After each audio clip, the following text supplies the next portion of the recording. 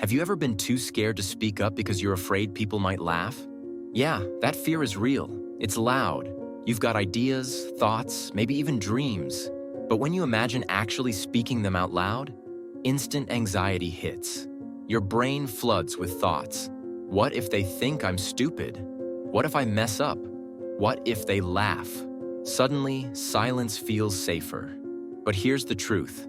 The fear of looking foolish has stopped more great ideas than failure ever could. We often wait for the perfect moment, perfect words, perfect confidence. But guess what? Those things only appear after you start speaking up. Even the most confident people have said something embarrassing and thought about it years later in the shower.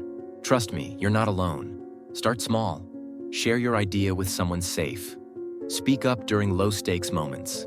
Train your brain to realize nothing disastrous happens when you use your voice. And here's something important to remember. Most people aren't waiting to laugh at you. They're too busy worrying about themselves. So next time you're scared, remember your voice might be exactly what someone else needs to hear. No matter if it shakes or feels awkward. Because courage doesn't always roar. Sometimes it simply whispers, "Say it anyway."